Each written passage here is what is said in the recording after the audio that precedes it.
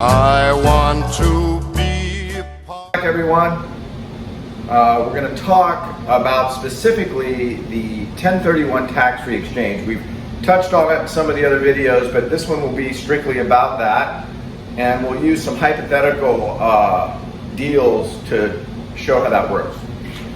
So it started with a case that came out called the Starker case. This was, I think, sometime in the late 1970s. When that happened. And then the 1031 is actually the Internal Revenue Code section 1031, and this allows you to do what's called a tax-free exchange, like kind for like kind. You can trade houses for multifamily. You can trade houses for office buildings. You can trade multifamily for retail. You can, as long as like kind is a very flexible concept. Now, there are going to be some very strict timelines. There's a 45-day and a 180-day rule that you have to comply with. The identification period is 45 days. The closing period is 180 days, and those are strict guidelines. There's no leeway.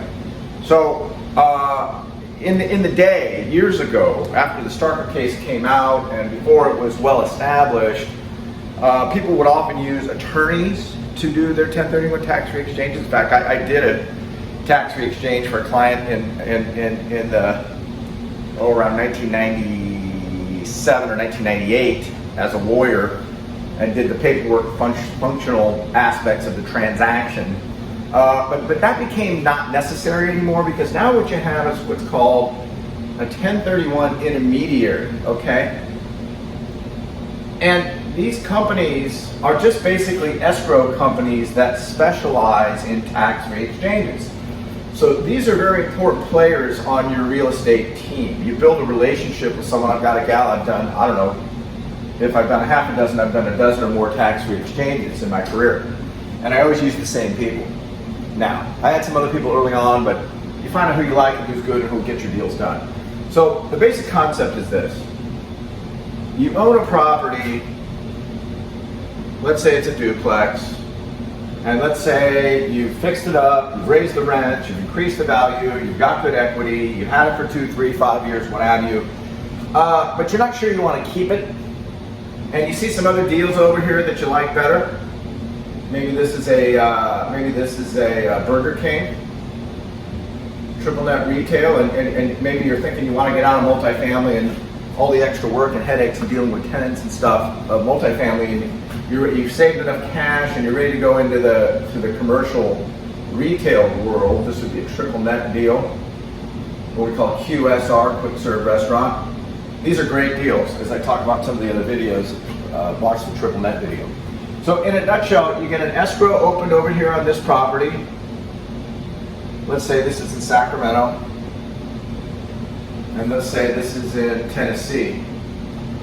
And you open an escrow over here for the Burger King, and you also have the 1031. So you have 3 players, okay?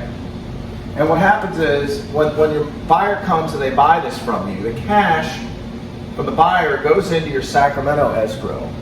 Then you sign the paperwork with your exchange intermediary, and then the money goes into the exchange. You cannot touch the money. If you touch the money or any of your equity, you have what's called boot, like your shoe. Boot, and if you get boot, you're going to get capital gains tax. So the whole idea is deferring capital gains tax. And the beauty of this tax-free exchange, you can do this as many times as you want until you die if you want, and then when you pass along to your heirs, they get a stepped-up basis. Now, I'm not going to comment in this video about what's going on with the current presidential administration or with Congress. Frequently there's rumblings about limiting or doing away with the tax-free exchange. In my humble opinion, it would be very bad for the economy. It would slow the movement of money and cause problems, big problems. So in any case, it's still alive and well now. So your money comes into here, and then your exchange intermediary comes over here, and they put the money into the escrow, in this case in Tennessee, and they acquire the Burger King for you in your name. And that's functionally how that works. And I cannot overemphasize the power, the magnitude of the snowball effect of deferring your capital gains taxes, because you get the use of all of your equity, 100%, each time. And if you do this, and you're buying well-located property, good performing investment properties, and you keep doing it, pretty soon you have a lot of equity.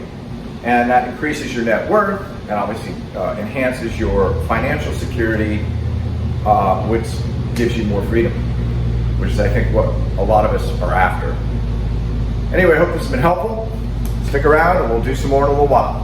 Have a great day. Had too much wine, that's amore.